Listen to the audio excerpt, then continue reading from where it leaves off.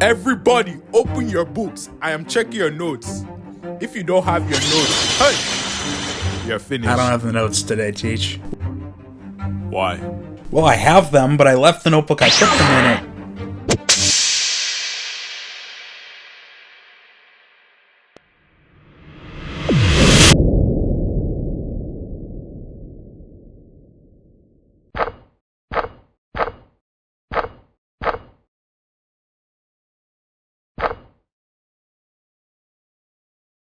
Africa. One of the largest continents of the world with very diverse cultures, amazing wildlife, minimal school shootings, and I would even say the best continent in the world. Well, unless you consider the millions of dollars worth of money that dictators steal from their own people. Air pollution, poor education, child abuse, homophobia, a lack of infrastructure, water, and the list goes on. Like, literally. Yeah, I'm definitely wrong. We Africans are far from perfect as well. But today we're talking about Americans, so I'll make sure whatever I say about Africa isn't poor. No pun intended. Don't get me wrong, I love Africa, especially Cameroon, the country my parents grew up in.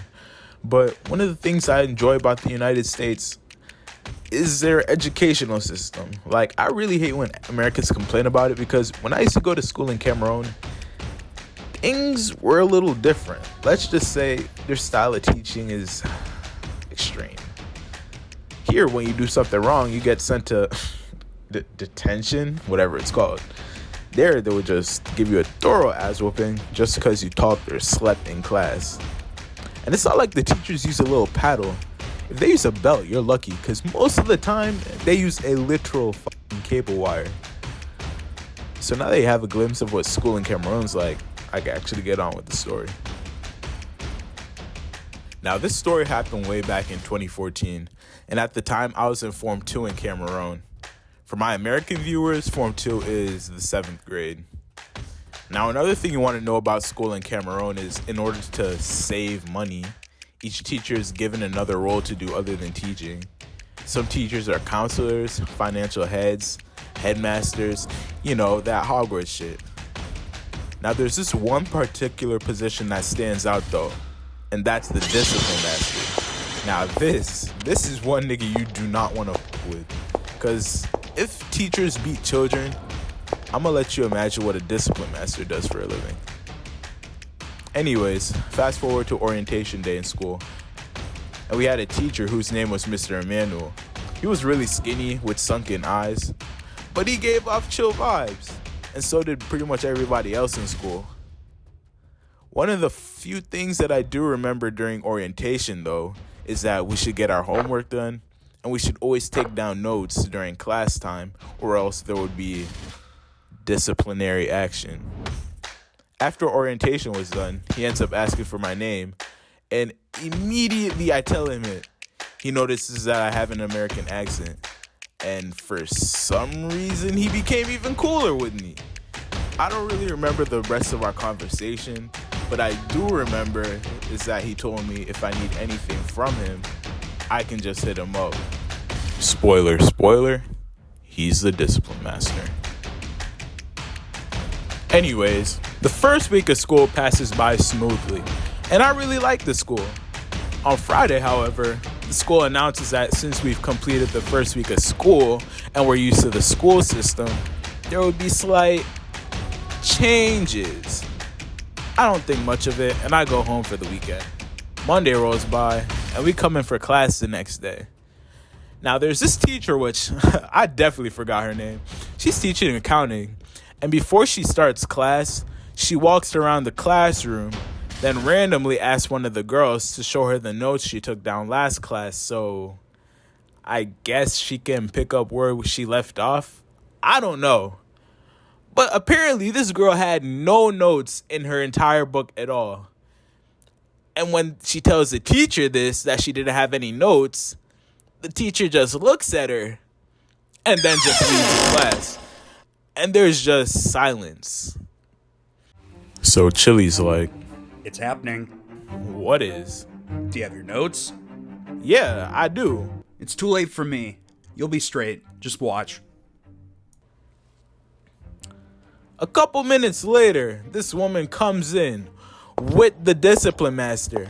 And this nigga looks like an entirely different person. Maybe it was because he wasn't smiling no more. Or maybe because he had a literal fucking cable in his hand. This dude comes up to the little girl and he's like, show your hand. Okay. No, show it like you're receiving communion.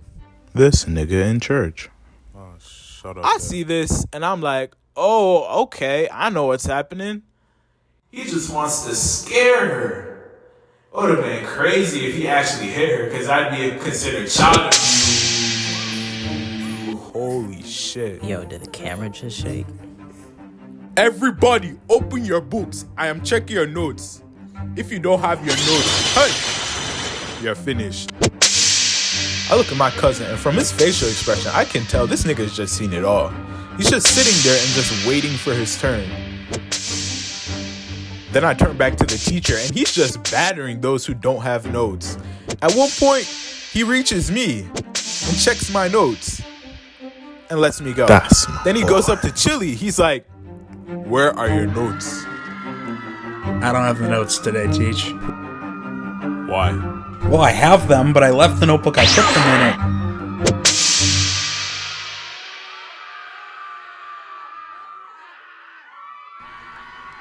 Home.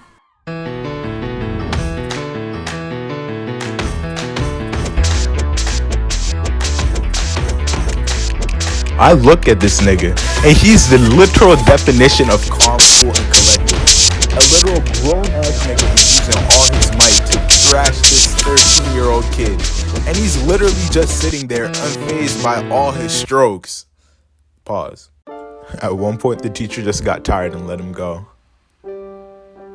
After I saw this, I was 1, impressed, 2, scared as fuck for my life. I knew for a fact if I got beaten, well, at this point, when I got beaten, I would not be able to handle it.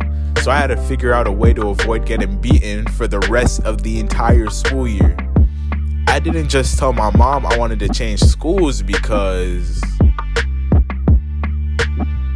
And so later that day, I had to ask Chili how he didn't even flinch when he got beaten. Yo, how come you don't even flinch when you get beaten? I don't know. I just use protection. Dude, do you not use protection? The last time I used it, I got a huge hole in it. Legit, I'll have to get a new one. Really, I don't think we should share condoms. Here. This man shows me a pair of shorts he used to use, and this shit is in complete shambles. Does it not hurt when you get beat? Oh yeah, it fucking does. A lot. So the sheer force of it ripped your pants. Yeah. So apparently, he'd wear an extra pair of shorts under his pants every time he got whooped, so it would act like a cushion. After that, he gave me a new pair and was like, By the way, don't try to get in trouble, because if they decide to whoop your hands, you're fucked. So I go into class the next day, and on that day, one of my teachers pulls up to class. I think he taught some bullshit subject like office practice. And yes, that's a subject. He was pretty nice. But apparently, for some reason, he comes to class with a cane. Like, now that I'm older, like, come on, Cameron. Like, I love you, but what the fuck? Like, which teacher walks into class with a cane? I mean, other than my G. That's my boy. Anyways, I see this cane, and I immediately remembered this gave us homework. So he doesn't even say what's up. He immediately just comes in and asks for the homework. I'm trying to scramble it down as fast as possible, but then I was one of the few select who put my hand up because I didn't do the homework. He asked me why, and I hit him with the classic, I don't know where it is. But I was prepared. I did exactly what Chili did, and I wore some shorts under my pants. Show your hand.